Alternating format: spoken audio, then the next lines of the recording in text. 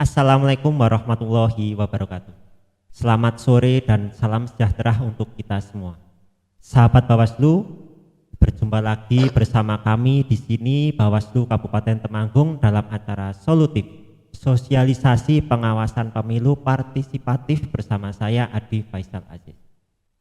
Pada episode ngabuburit pengawasan kali ini, sembari menunggu buka puasa di bulan Ramadan ini, kita akan membedah buku yang diterbitkan oleh Bawaslu Kabupaten Temanggung yang berjudul Peran Bawaslu Selesaikan Sengketa Pemilu, Kiat Merawat Jalan Demokrasi di Kabupaten Temanggung.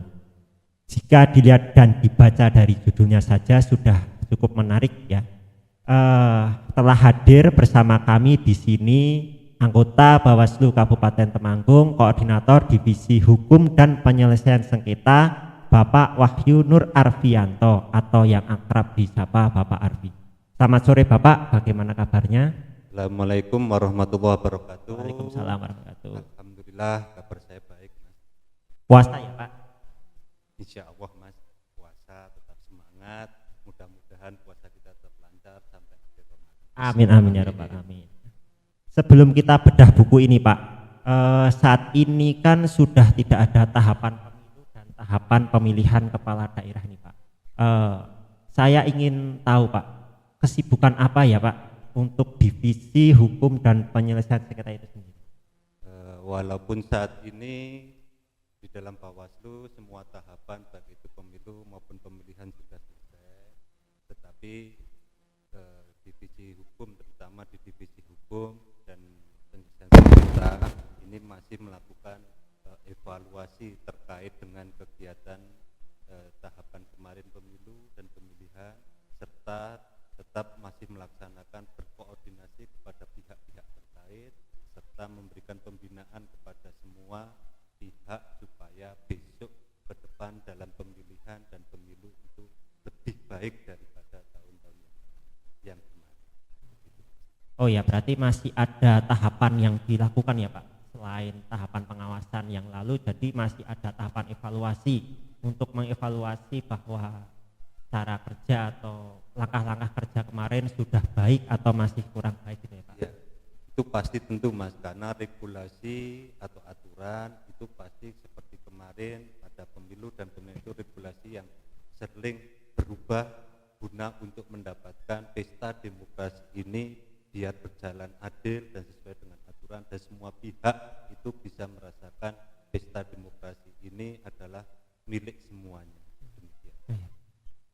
Baik, selanjutnya masuk ke topik utama kita kali ini ya Pak. Kalau saya lihat di buku Peran Bawaslu Selesaikan Sengketa Pemilu, Kiat Merawat Jalan Demokrasi di Kabupaten Temanggung ini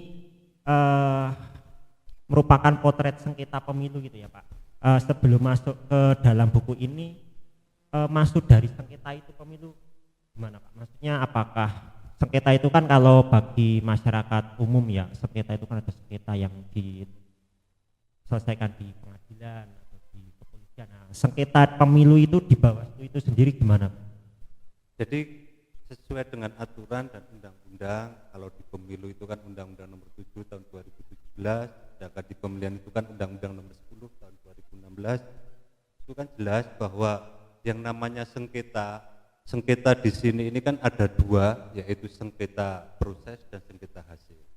Untuk sengketa proses itu kan sesuai dengan aturan undang-undang dan Perbawaslu nomor 9 tahun 2022 bahwa sengketa proses itu ada dua, yaitu sengketa antar peserta pemilu, dalam hal seperti ini adalah partai politik. Kalau di pemilu itu adalah sengketa antar peserta pemilu. Yang keduanya adalah sengketa peserta pemilu dengan penyelenggara pemilu. Yang dimaksud dengan sengketa peserta pemilu dan penyelenggara pemilu dalam hal ini adalah KPU apabila mengeluarkan sesuatu keputusan atau apapun itu yang merugikan salah satu peserta pemilu. Yang keduanya adalah sengketa hasil. Kalau sengketa hasil ini adalah kewenangan dari Mahkamah Konstitusi yang akan memutuskan sengketa hasil ini. Sedangkan untuk semuanya ini nantinya untuk sengketa hasil ini kita di Bawaslu, kita hanya akan memberikan keterangan tentang proses gitu Mas Adi, tentang proses kegiatan pemilu yang disengketakan oleh peserta kemarin itu kepada pelapor itu kepada Mahkamah Konstitusi. Demikian. Baik Pak, jadi maksud dari sengketa itu bisa disampaikan, dimohonkan oleh peserta pemilu ataupun oleh pasangan calon gitu ya Pak, bukan dari masyarakat umum gitu ya Pak? Kalau itu bisa nanti untuk yang disengketakan di di Mahkamah Konstitusi itu semuanya harus dari peserta pemilu dan ataupun pasangan calon, itu bisa. Ya. Baik Pak, selanjutnya masuk ke buku ya Pak. Secara garis besar maksud dari buku ini disampaikan kepada sahabat Bawaslu apa ya Pak? Jadi buku ini adalah sebagai adalah laporan pertanggungjawaban kami di Bawaslu supaya masyarakat bisa menjawab, bisa membaca bahwa apa-apa kegiatan yang dilakukan oleh Bawaslu Kabupaten Temanggung, terutama Divisi Hukum dan Penyelesaian Sengketa dalam melakukan pengawasan terutama pemilu. Kalau pemilihan ini kan buku yang membahas tentang pemilu dulu Mas. Kalau pemilihan insya Allah kita belum ada. Ini untuk pemilu kemarin terutama di Divisi Hukum dan Penyelesaian Sengketa itu apa yang dilakukan selama pemilu itu supaya masyarakat bisa menjawab, bisa membaca. Ini adalah tanggung jawab dari Bawaslu Kabupaten Temanggung sebagai bentuk apresiasi supaya masyarakat bisa membaca semuanya. Berarti ini salah satu sebagai bentuk publikasi itu ya Pak, selain dari berita, selain dari media sosial, bentuk upload foto maupun video gitu ya Pak? Iya, benar sekali itu Mas Adi. Benar sekali. Selanjutnya untuk dinamika penyelesaian sengketa di Kabupaten Temanggung itu sendiri bagaimana Pak untuk pemilu tahun 2024 kemarin Pak? Secara garis besar dinamika penyelesaian sengketa pemilu 2024 ini di Temanggung cukup menarik Mas, walaupun kalau di penyelesaian sengketa untuk sengketa proses itu ya untuk pemilu kita nggak ada sengketa, bukan divisi penyelesaian sengketa dan ini nggak ada kerjaan enggak, karena sesuai dengan Undang-Undang 7 tahun 2017 itu kan tugas dari Bawaslu itu adalah salah satunya adalah pencegahan, pengawasan dan penindakan. Ini yang sering saya katakan kepada teman-teman semuanya adalah tugas Bawaslu itu paling pokok adalah di pencegahan. Karena kita harus mengidentifikasi, memetakan apa yang ada di Temanggung ini supaya tidak terjadinya sengketa. Ini yang keberhasilan kita, walaupun di Temanggung itu enggak ada sengketa antar peserta pemilu atau sengketa antar peserta dan penyelenggara. Karena kita melakukan pencegahan, itu yang sering kita lakukan adalah pencegahan, mengidentifikasikan karena antara sisi barat dan sisi timur itu kultur dan kearifan lokal yang ada di Temanggung itu sangat-sangat berbeda.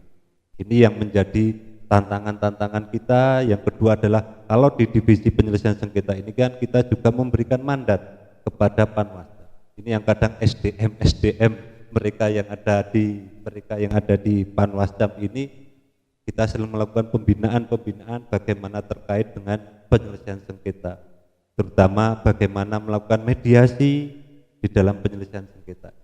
Demikian Mas.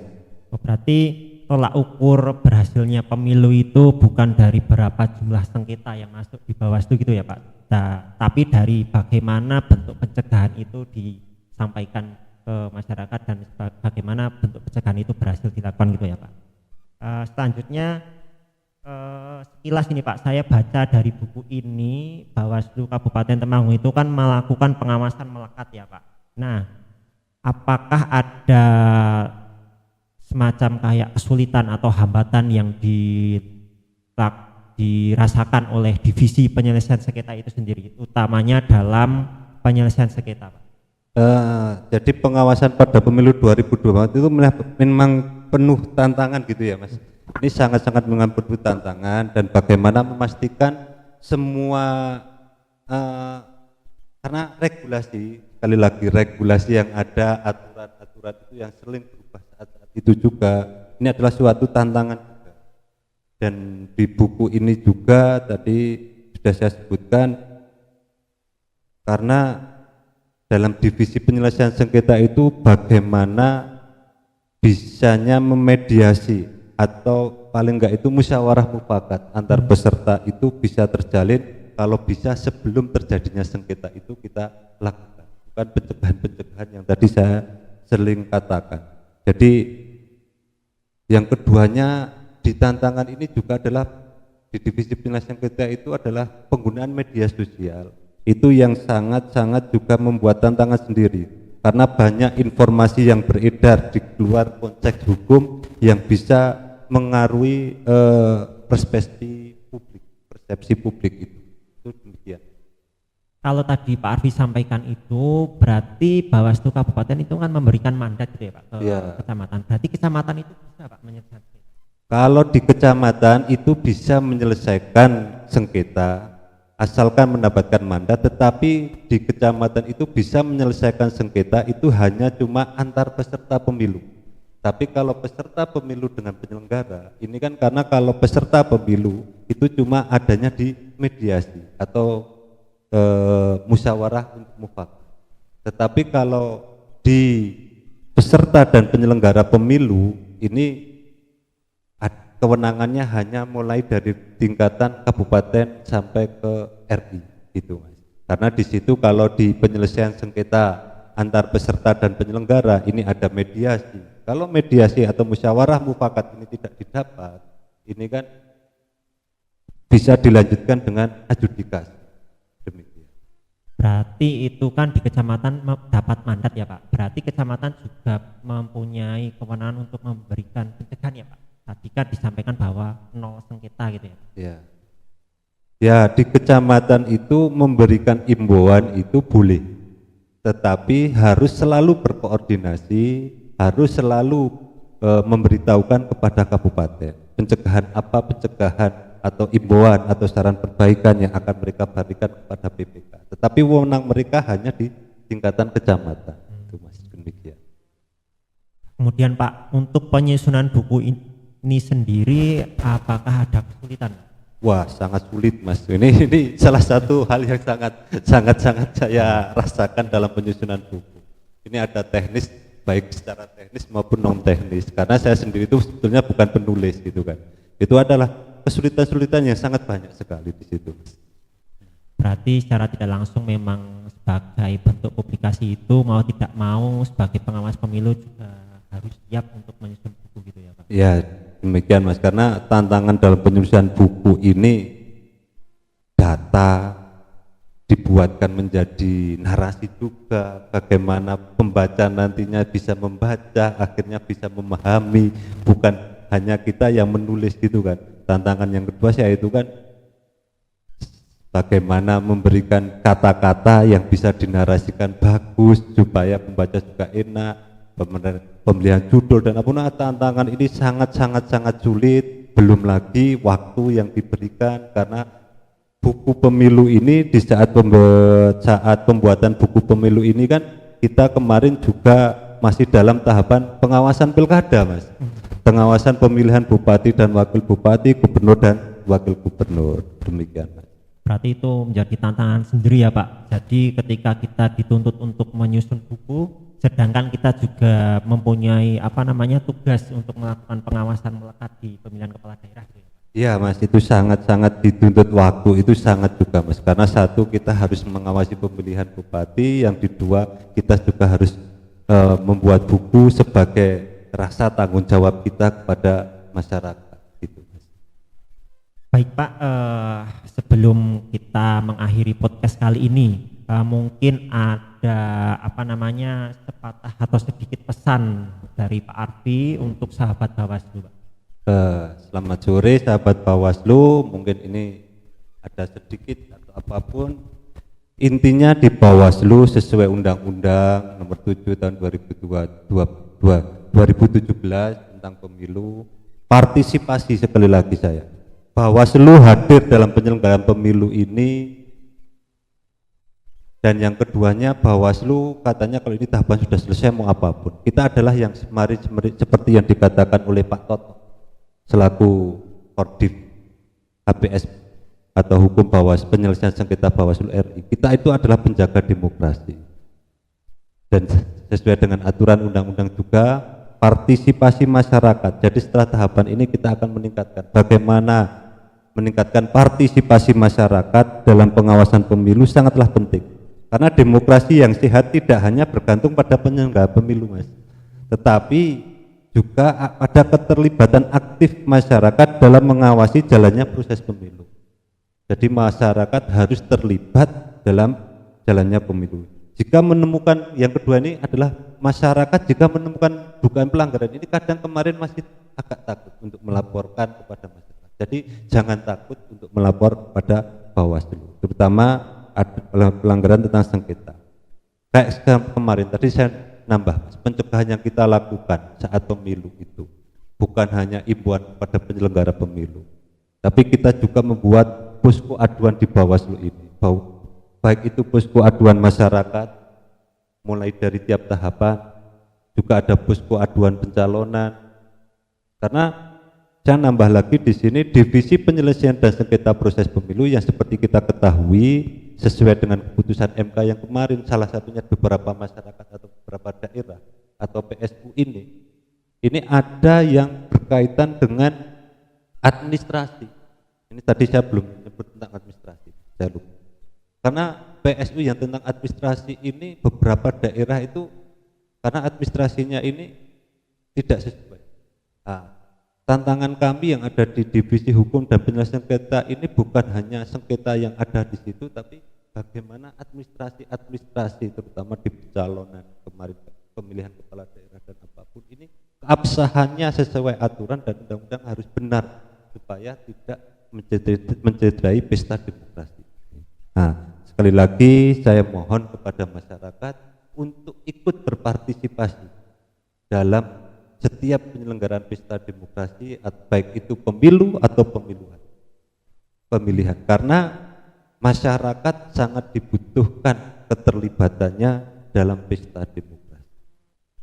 Nah, demikian dari saya dengan tagline bersama rakyat awasi pemilu, bersama Bawaslu kita tegakkan keadilan pemilu. Itu demikian Mas dari saya. Baik sahabat Bawaslu, mungkin cukup untuk bedah buku kali ini. Bagi sahabat Bawaslu yang ingin membaca buku Peran Bawaslu Selesaikan Sengketa Pemilu, Kiat Merawat Jalan Demokrasi di Kabupaten Temanggung, dapat dilihat di website Bawaslu Kabupaten Temanggung atau dapat langsung datang di pojok pengawasan Bawaslu Kabupaten Temanggung. Sekian episode ngabuburit pengawasan kali ini. Nantikan episode menarik selanjutnya dengan tema yang berbeda tentunya. Saya akhiri, bersama rakyat awasi pemilu, bersama Bawaslu tegakkan keadilan pemilu.